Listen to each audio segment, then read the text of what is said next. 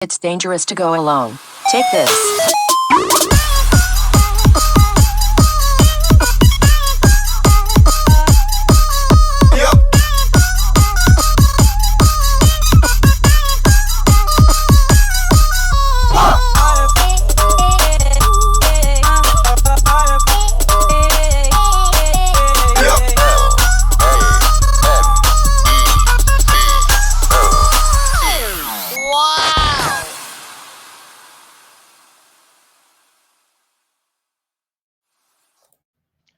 And welcome to Nerd Breaking News.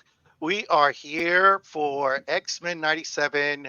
We are episode 1 through 5 over here, mid season.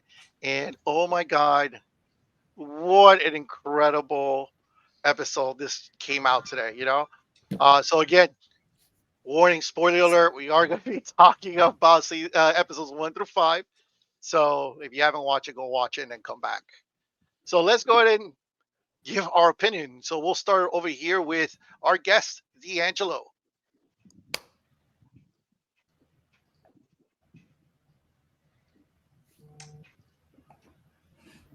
There's a connection issue. Looks okay, perfect. So Yeah. let's go ahead and we'll start with you, kid. Um. First and foremost, anybody who's like the original '90s version of the X-Men show, this is just the show on steroids. Shout out to the creator. Um, he did season 1 and season 2. Season 2 is already done, ready to go. He would not be back for season 3. It's a damn shame. They need to hire him as soon as possible. What the professor always says. DC needs to hire him. Anybody needs to hire him. What he's doing is he's not only doing the action aspect, which looks amazing in animation, but he's also giving a great story. And what is he doing is he's diluting the characters to in a positive way. We're getting Jubilee, we're getting Gambit, we're getting Rogue, we're getting Jean Grey and Madeline Pryor, we're getting Storm. We're getting so much more doses of the individual characters as opposed to what's been going on for the last 20 years with the Wolverine character, not in a negative way, just like Wolverine has been in your face for 20 years. And what the X-Men are doing so far is they're saying, hey, how about you have a turn this episode? You have a turn that episode.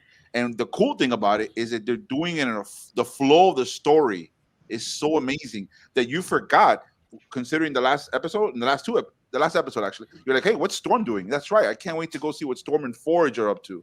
Oh, that's right. Scott is feeling some type of way, which makes sense as a father that he had to let go of baby Cable. Wolverine finally got the kids from, you know what I'm saying? So many things that you could do that we have a couple more episodes left in the series for season 1, and you're like, wait a minute, this is he could go so many different ways he's done so far that he was. And another thing, I got to give credit to the creator again. Damn shame he left. He's giving you flashbacks without giving you flashbacks. He's giving you future stuff without giving you. He's not. He's throwing it at you, but he's not forcing it to the people. You're not making you feel stupid. You're like, oh, I need to go back and read 1985. No, he's making it awesome. The first episode with the picture of the original 5, like again, that's just it makes you feel wholesome. It makes you feel like, damn, that's X-Men. Um, Before I pass it on to the next one, I've always been a Cable fan. Cable's always been one of my most underrated characters growing up in the 90s.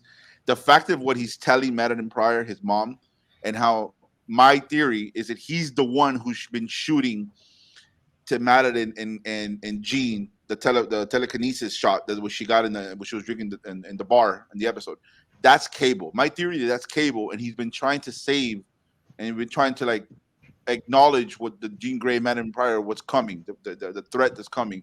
He's just been unsuccessful in doing it, and you could tell in this episode he actually got pretty close to his mom, but he still failed because the machine pulled him back. Uh, Magneto, Gambit, I think while that tugged in the pull string, that was emotional, that was amazing. This just show's only going to get better. The fact that Cable and Bishop are already introducing this, they're already a part of this to a certain degree. We have to take that with a grain of salt because of the time travel element. That did they really die? Because they could easily fix that. Mhm. Yeah, I'm actually going to follow up with what you said about the characters. So I didn't watch the original X Men, right? So my experience has basically been with the movies and this show, and this is the first Marvel introduction to Cyclops. And let me tell you, this character is fucking amazing. Yeah, This guy is just like there's a scene where he's like falling off the plane and he uses his beam to slow himself down. Like that is so badass. This guy is like Captain America and Superman kind of coming in together as one character. It's amazing, and Fox literally did not do what they were supposed to do to actually bring me into this. And honestly, I'm at the point where I'm probably going to go back and watch the other X-Men just Oh, because definitely of worth it. I this. envy you You that you know? get to watch it fresh. Me too. Good call. Good Yeah. call. So go ahead. What do you think, D'Angelo? Yeah, I echo everyone's sentiments here. Great episode. One can call it all my X-Men instead of all my children. It has a bit of a soap opera vibe to it. But I'm digging it. I'm here for it. Maybe that's what us millennial needs right now is a little melodrama in our comic book consumption. But outside of that, I think it's great. I think it's a great episode. I love that everyone's getting their own little shine in every episode. I hope that Marvel sees the success of this and brings this into the movies that they're launching coming up. The X-Men line. I hope that they continue in the same vein. It's something different than what we've been getting from them for the past decade or so. But it's not different because it's also nostalgia. So they win on both ends. They could hit the nostalgia button and give us something new. I'm loving it. Can't wait to see how far it goes, and can't wait to see the rest of the story. Give me X-Men 98, 99, and 2000. Worth the Juvenile. All right, go ahead. There you go. You're muted, bro. Looks like they have you muted. Okay, how about Go now? ahead. You good? Yeah, you're good now. Perfect. So going off of what D'Angelo was saying, I think is great from Marvel, right? They're hitting you in the nostalgic, part of your heart, right? You're hearing this. There's a new X-Men, show coming up, and then when you see it, it's just a perfect mix because I think I was gonna mention this to the kid the other day, when I watched the first episode, and I said it resembles like the animation, like the original, but then when you step back a little bit, you can see that it's not. It's like kind of the same animation. It looks like the old, but you can clearly see in high definition. And then it's the same amount of story. They don't go so fast. They're actually sitting down. They're developing the characters, which in the past it was just like Jean, Cyclops, and then Wolverine, and their whole triangle story and whatnot. And here we're seeing more of it, but I think that the way that they're developing Wolverine is different, right? That Wolverine was just more of a tough guy. They know that there's an interest in Jean, but they don't go so far as to basically show it, because they want to protect what is Cyclops and Jane, right? And their relationship, what happens. So I think they're doing a great job of that. Also, the second thing that I want to point out, which I really believe that is making the show great, is just they have these themes that are current in our day to day, and we kind of see them inserted, right? We see the treatment that they get, right, as not as the X-Men, right, but they are mutants, right? They're different people, right? So it's a war between humans and mutants, and within the mutants, there's the good and evil, and how that is being shown is very different from the original. The original was really like raw in that sense, and it was more about we have superpowers, we have certain things going on, but it's all about between good and evil. Here it's just a whole mix of like what's the relationship between the human side, what's their point of view, how do they feel. It's kind of like what we're talking, what it's on what we're talking about on today's world, right? About different views, political views. You kind of feel it there. It's interesting, like seeing it in a show, with characters that you already know, and it's just being put out there. I think it's amazing, to be honest. That storytelling is just out of this world. Like it just impressed me. I was not expecting that at all. And then just to end it there, I can't wait for the next episodes. And if this is the way that Marvel is going to set up the movies and introduce them into the Marvel universe with the real movies and whatnot. Listen, I don't know if that's going to work out We know that the Marvel's record recently hasn't been great, hasn't been amazing. I can see the professor looking at me. I'm sorry, man. I had to say this, right? But And he's next too. as far as the nostalgic side and hitting me there, they got me interested. Okay, I'm interested. I want to see what they're gonna, do and bring moving forward. So we'll see. At least for now, they got me hooked. All right, I'm waiting to hear the professor's response to that. I actually don't have one. I completely agree to be honest with almost everything you all said. My way of looking at it is that in general, I'm not a huge fan of nostalgia. I think that nostalgia has a way of keeping most things flat. So when you're looking at X-Men, kind of like Star Wars, when you're looking at the majority of the content that we've been given compared to the source material, it's been relatively weak. There are whole villains who most people have never seen before. People never seen the Adversary. Most people have no idea who Mojo is. They haven't done Bastion yet. Hint, hint, wink, wink. That might come soon. Cassandra Nova might be coming soon. There are a whole bunch of villains that they could use, that they could have used for years in all of these stories, and they just didn't because they fell in love with Magneto too many times. I think the cartoon has done a really, really good job at branching out beyond the stories that most people know and recognize because they've seen them so many times, and going into stories like Life Death, where you really get more depth out of Storm, going into a storyline about the past romance between Magneto and Rogue. And I think that all of it makes for an amazing TV show now. Honestly, probably some of the best content Marvel's ever created. And I think it also sets it up to be very different in the future, which I think that is something that we all need to embrace, especially when you consider that once upon a time, Kevin Feige warned us that X-Men wasn't going to be a thing that Marvel did. They were going to focus on mutants rather than X-Men.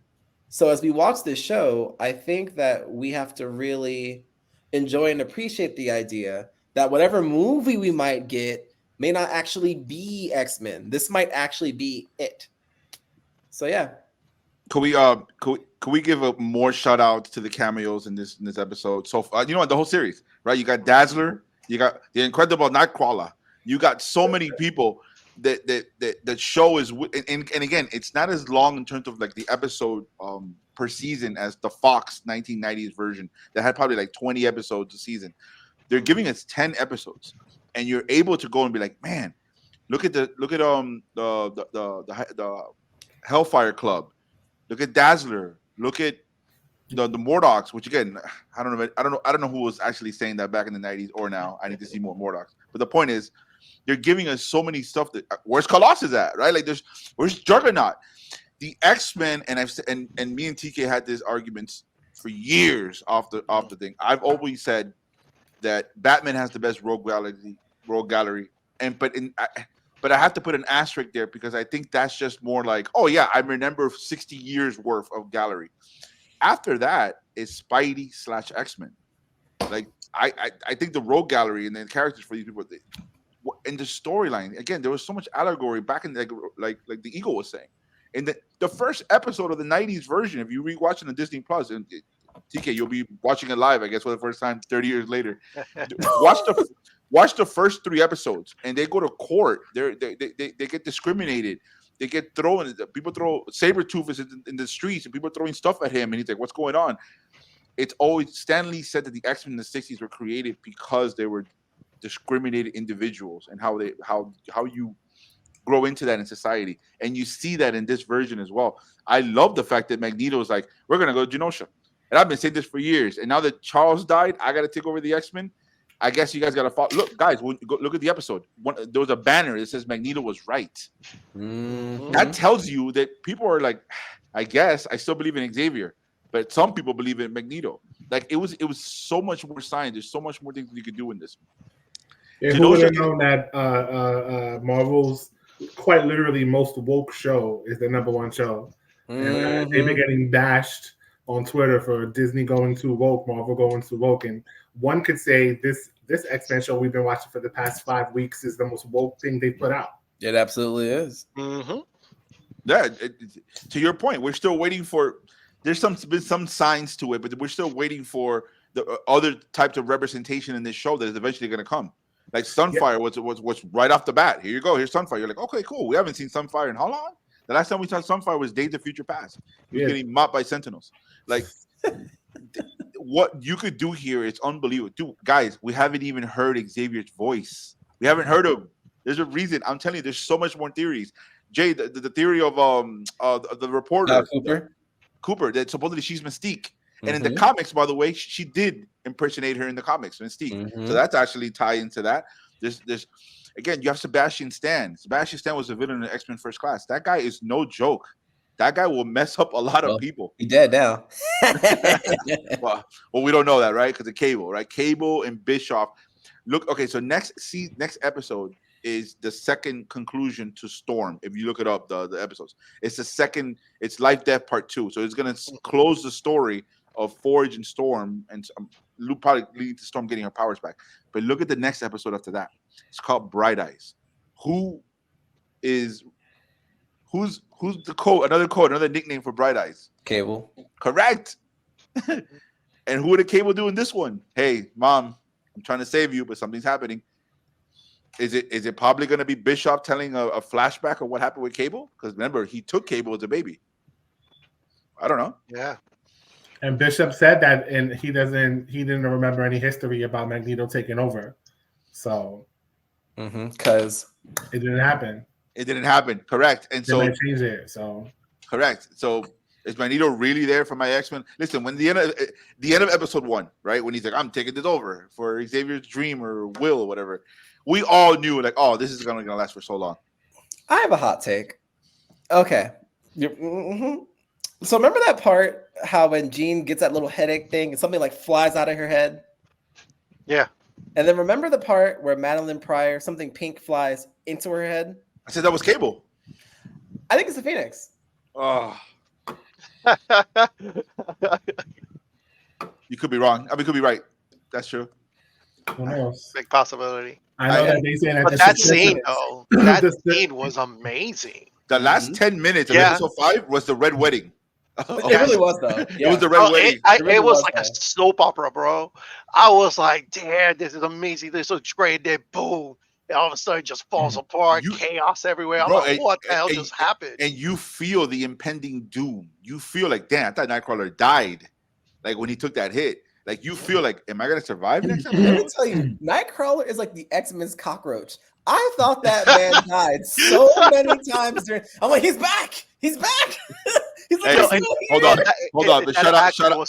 That accent was horrible, though. Hey, shut No, up. But that's the original actor from the 90s. It was Was it horrible then really? too. I'm Kat Wagner. It was horrible then too, bro. We were By the way, just- shout out to Nightcrawler, the greatest X-Men scene ever. In an X-Men live action movie, the beginning of X2. Look it up, bro, Yeah. when you get a chance. Oh, yeah, The, yeah. the beginning Yeah. of when he's in the White House. And look what he does in that movie. Whatever. Anyways. You know, I think that we're all singing the praises of the show. One thing I want to point out is I think the show also is resonating so well with everyone's because it's just written so beautifully. It's written like really poetic, way more elevated than the original 90s show. Obviously, the original show was written, I think, for a younger demographic.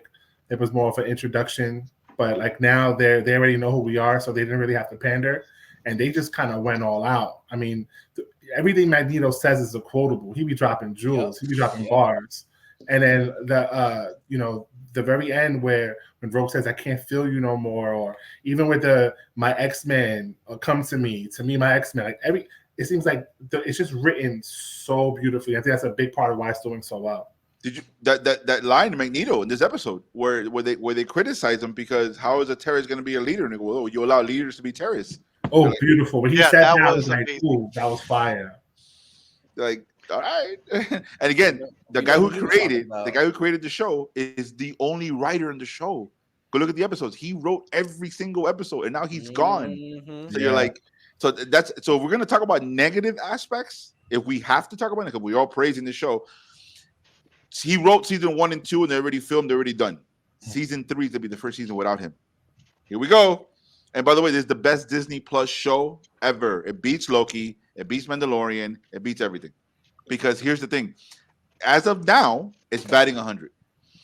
Okay. As It's of 5 now. episodes in. Yeah, it's been No, 5 weeks. no. I'm Yeah. sorry to interrupt. There's one criticism that I have. Maybe it's just me reading too much into it.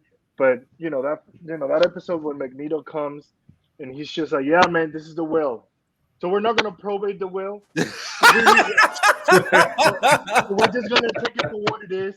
And this is this is all me. You guys, you, the X-Men, me now, okay? Like, look at me. I'm the captain now. Type of shit. Like, That's we're true. just gonna take this? I got to cut argument. Hold on. I got to cut argument to that. If I'm Sabretooth and I'm going to court for a traffic ticket and I'm getting hit by a trash can, I'm gonna go with a will. True. The judge's gonna be like, apples and oranges, bro. Let me tell you what really happened. What really happened is they saw Magneto in the room and they went, "Whatever you say, sir," because they knew they're about to get waxed. That's what it is. Yeah, especially with that. They Mouse. went, He came in and said squatter rights. Squatter rights. Squatter rights. He said, "It's my house now." Yeah, listen, your landlord died, so it is what it is. Yeah, Exactly. that's a good point. That I will give the Eagle that legal aspect over there. We're like, hey, listen, nobody's gonna test it. You're like Beast, right? Beast could find atoms in a dinosaur, but he can't go to probate court. Correct. And mind you, Listen, they're Beast also does like, not who- want those hands. Who was the witness to this shit?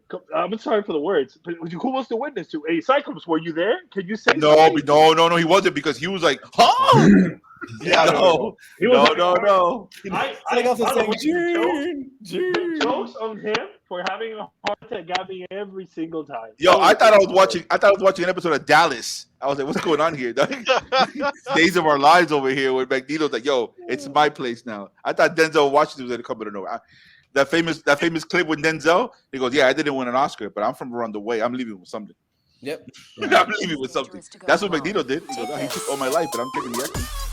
Yeah, so let's go ahead and call it here. Thank you again for sticking with us. Go ahead and like, subscribe, follow us over at X at NBN_daily. Thank you, D'Angelo, for joining us once again for this show. And as always, this is Nerd Breaking News.